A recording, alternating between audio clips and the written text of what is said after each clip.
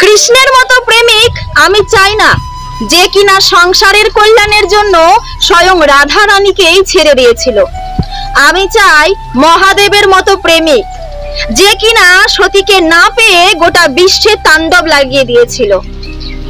পারলে তোমার জীবনের নারীটাকে সম্মান দিও ভাই, কারণ নারী কষ্ট পেলেই নষ্ট হয়, আর তখন কিন্তু তুমি তাকে দোষারোপ করতে পারবে না। তখন তাকে দোষারোপ করার অধিকার তোমার থাকবে না, যদি তুমি সে তোমার সাথে থাকতেই তার যত্ন না নাও।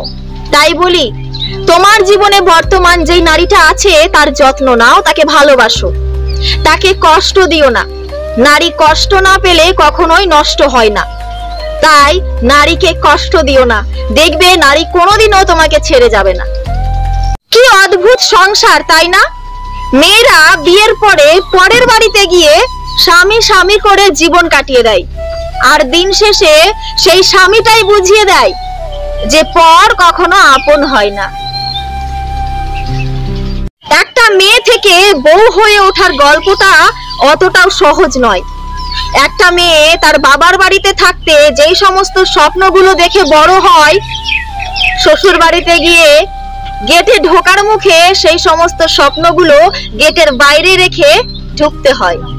বোকা নারী, তুমি ভাবছো তোমার বর্তমান স্বামীকে ডিভোর্স দিয়ে তুমি আর একটা অন্য পুরুষকে বিয়ে করবে, সেখানে তুমি ভালো থাকবে, সে তোমাকে সুখে রাখবে, সে তোমার বর্তমান স্বামীর থেকে অনেক সুন্দর, অনেক হ্যান্ডসাম, তাই ভাবছো? তাহলে আমি বলবো তুমি এক প্রকার বোকা নারী। কারণ এই সংসারে এমনিতেই তো নারীদের কোনো অস্তিত্ব নেই, কোনো দাম নেই। তারপরে তুমি আবার যদি হও ডিভোর্সি নারী, তাহলে সংসারে তোমার কোনোই দাম নেই। কেউ তোমাকে ভালোবাসবে না, সবাই শুধু তোমাকে ব্যবহার করবে। তুমি যদি একজন বিবাহিত নারী হও, তাহলে কথাগুলো তোমার জন্য। নিজের স্বামীকে ছাড়া কখনোই অন্য পুরুষের দিকে তাকাবে না, অন্য পুরুষের প্রতি আকৃষ্ট হবে না। কারণ নিজের স্বামী ছাড়া তুমি যার সাথেই কথা বলবে, সে কিন্তু তোমাকে অনেক স্বপ্ন দেখাবে, বলবে সে তোমাকে অনেক ভালোবাসে, সে তোমাকে নতুন নতুন কল্পনার জগতে ভাসিয়ে নিয়ে বেড়াবে। কিন্তু সেই মানুষটা কোনোদিনই তোমাকে বিয়ে করবে না। নিম পাতা যেমন স্বাদে তেতো হলেও শরীরের রক্ত পরিষ্কার করে, তেমন মেয়েদের জীবনে স্বামী যতই খারাপ হোক, তার স্বামী তার জন্য একমাত্র উপযুক্ত পুরুষ। এই কথাটা সব সময় মাথায় রাখবেন। পান্তা ভাতের প্রশংসা সবাই করে, কাঁচা পেঁয়াজ কাঁচা লঙ্কা দিয়ে কি না ভালো লাগে, কিন্তু খেতে বসে সবাই কিন্তু বিরিয়ানি খোঁজে। ঠিক তেমনি আমাদের সমাজে অনেক মানুষ আছে যারা কালো মেয়েদের অনেক প্রশংসা করে। চোখটা কি সুন্দর, মেয়েটার গুণ কত সুন্দর, কিন্তু যখন বিয়ে করতে চায় তখন গিয়ে খোঁজে সেই ফর্সা সুন্দরী একজন সাদা চামড়ার নারী। কি ভাই, ঠিক বললাম তো? কথাটা শুনতে খুব খারাপ লাগলেও এটাই বাস্তব কথা। একটা মেয়ে তার বাবা গরিব হলে মেনে নিতে পারে, কিন্তু তার স্বামী যদি গরিব হয়, তাহলে সেই মেয়েটা কখনোই সেটা মেনে নিতে পারে না। কারণ কি জানেন?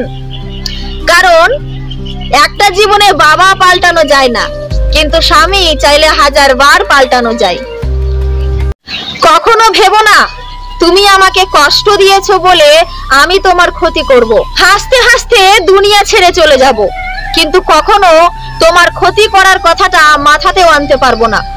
কারণ তোমার ভালোবাসাটা হয়তো অভিনয় ছিল, তুমি হয়তো আমাকে ঠোকর মেরে ছেড়ে চলে গিয়েছিলে, কিন্তু তোমার প্রতি আমার ভালোবাসাটা অভিনয় ছিল না। বেশিরভাগ শাশুড়িরা এটাই মনে করেন যে তারা তাদের ছেলেকে খুব কষ্ট করে যত্ন করে বড় করেছে, মানুষ করেছে। সেই সমস্ত শাশুড়িদের উদ্দেশ্যে বলছি, শাশুড়ি মা, আপনি তো আপনার ছেলেকে না হয় খুব কষ্ট করে বড় করেছেন, কিন্তু আপনার বাড়িতে যে মেয়েটা আপনার ছেলের বউ হয়ে এসেছে, সেই মেয়েটাকে তার মা কি কষ্ট করে মানুষ করেনি? সেই মেয়েটাকে মানুষ করতে কি তার মায়ের কষ্ট হয়নি? সেই মেয়েটা অত বড়ই হয়েছিল, তাকে গাছ থেকে টুপ করে পেরে এনে আপনার ছেলের সাথে বিয়ে দিয়ে দিয়েছে।